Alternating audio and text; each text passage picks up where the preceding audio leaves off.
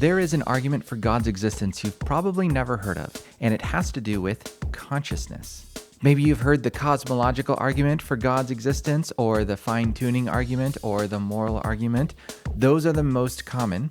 There's actually about 10 or so arguments for God's existence that have been deeply discussed and defended in a robust way by philosophers.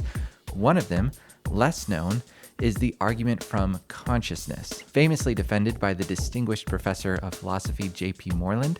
I think it's actually quite phenomenal for an argument when you really reflect on it, and I'd love to see it become more popular alongside the other big ones.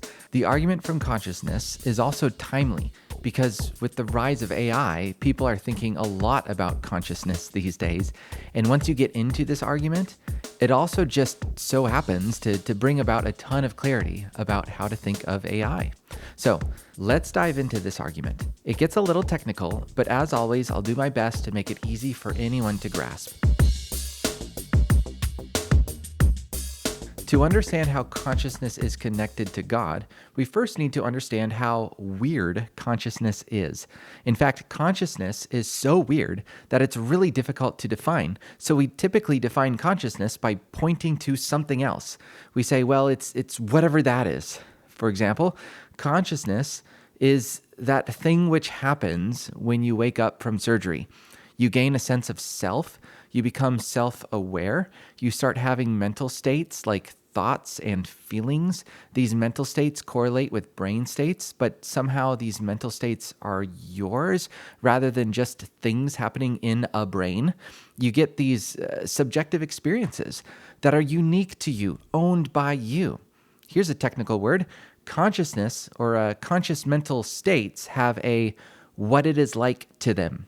The atheist philosopher Thomas Nagel pointed this out in his brilliant paper called What It Is Like to Be a Bat. His point is that there is a subjective experience to the life of a creature like a bat that we cannot know as well as a bat knows by looking at the bat's brain. We can study the brain of a bat, but that's never going to help us know what it is like to use sonar to find our way around a room. Similarly, a person who cannot feel pain will never be able to understand the mental state of pain by looking at the brain of somebody in pain. There's just more to this concept we call pain than C fibers firing in the brain. All of this is because of consciousness. It's that center of self giving rise to thinkers and feelers that are self-aware and experience reality from a subjective perspective situated in a certain time and place.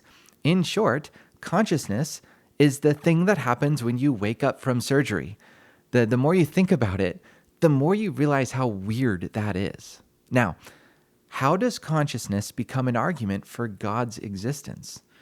Well, J.P. Moreland and many other philosophers would argue that the existence of God is the best explanation for the existence of consciousness. But before you take my word on that, let's take a look at some of the other explanations out there.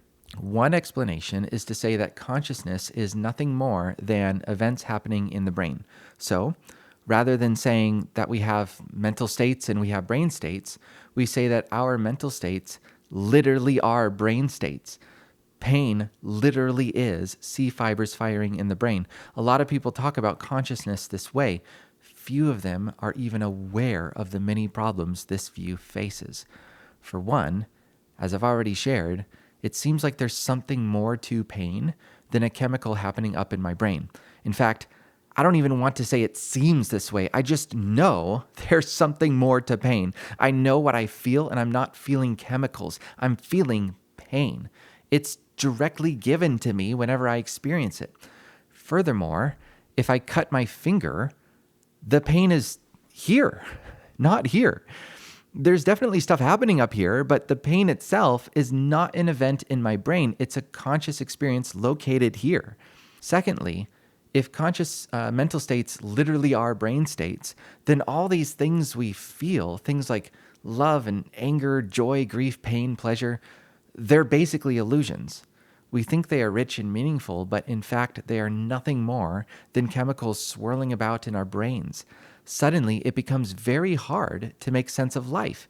It becomes very hard to understand why pleasure is better than pain, why survival is better than death, why one chemical in the brain is better than another.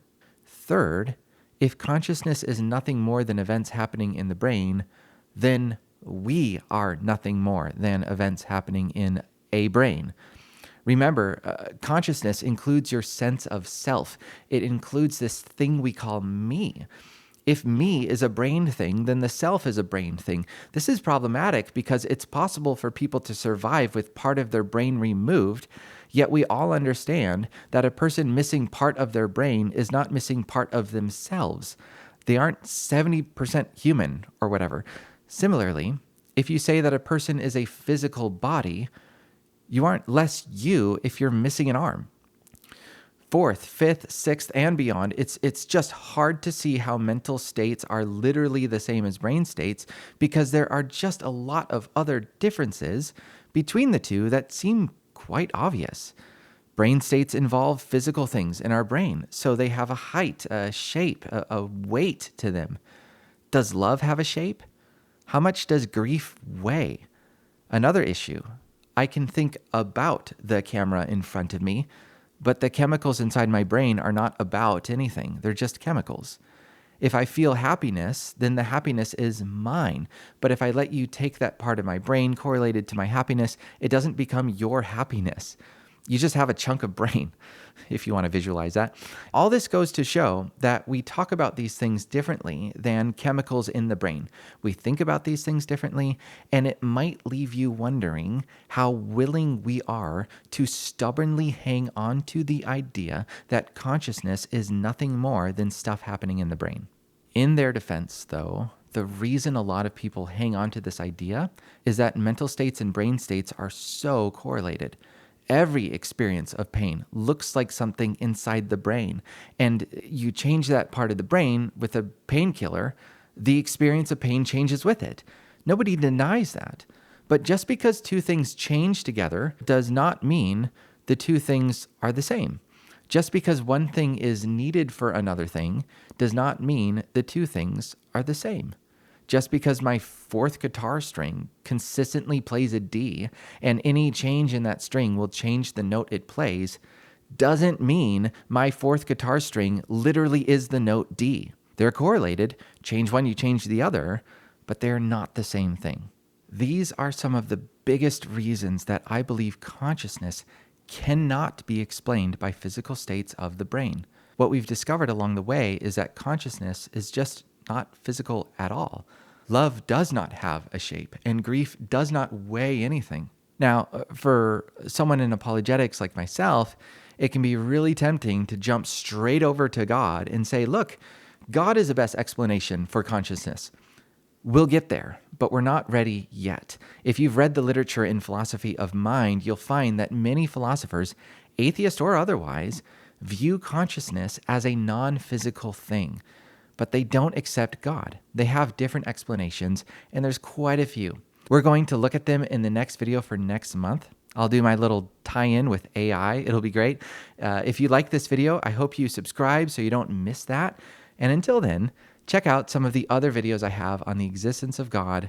Link in the comments. So thanks for watching, and I'll see you in the next video.